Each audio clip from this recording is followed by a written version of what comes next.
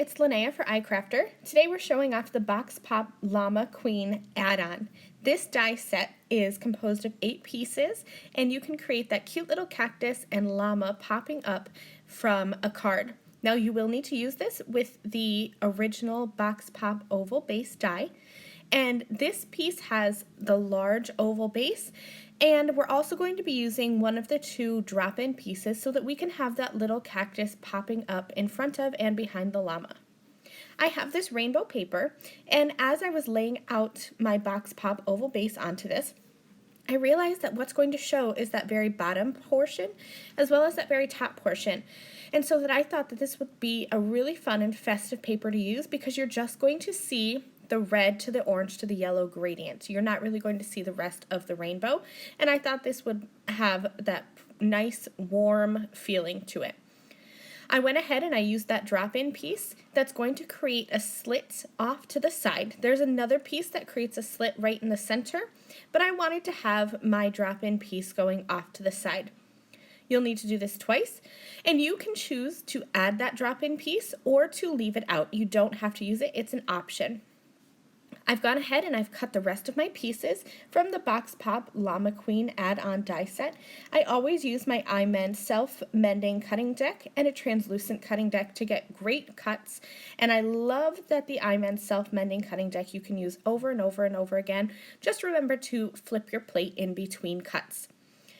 I'm going to start layering here. I have this large cactus piece that I cut from green cardstock, and I backed it with the same color khaki cardstock that I cut my llama from. Now with my leftover pattern paper pieces that I cut the Box Pop oval base from, I'm going to cut the little accessories for the llama. So I'm going to go ahead and just add these on with liquid adhesive. You could use double-sided adhesive if you want. I found it was easiest just to use my liquid adhesive so I can move and wiggle these pieces around and assemble them the way I want. I also cut the Llama Queen sentiment, and I used some holographic cardstock for that. I thought that would be a fun way to add a sentiment with a bit of flair.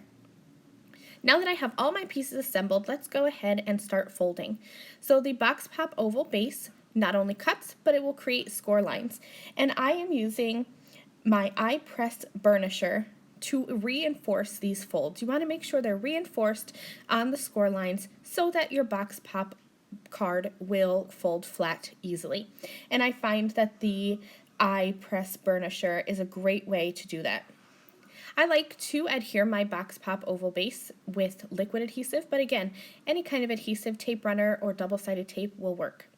I added some liquid adhesive onto that top little flap, and then I just folded my oval base, and I'm going to put something heavy on top of that to dry just for a couple of seconds while I continue adding adhesive to other portions of my Box Pop oval base.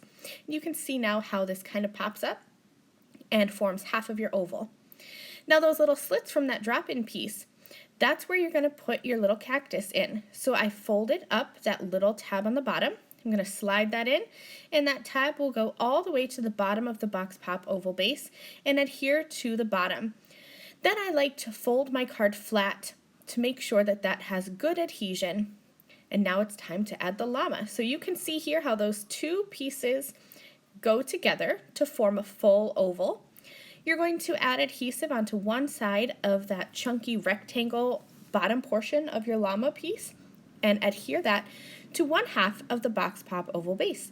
Now it's time to adhere those 2 halves together, making sure that you get your adhesive onto those little tabs. You want those little tabs to be glued securely together, otherwise they might catch when you're trying to pop your oval base up and down. The last little bit to adhere are these side tabs.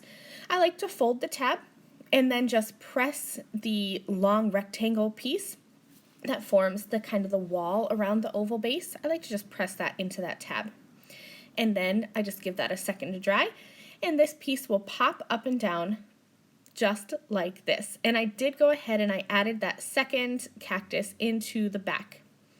So I added that holographic sentiment. Now I'm going to show you how to pop this up and down. To press it down, you're going to push on the crease right on the seam, and it'll pop down and fit right into an A2 sized card.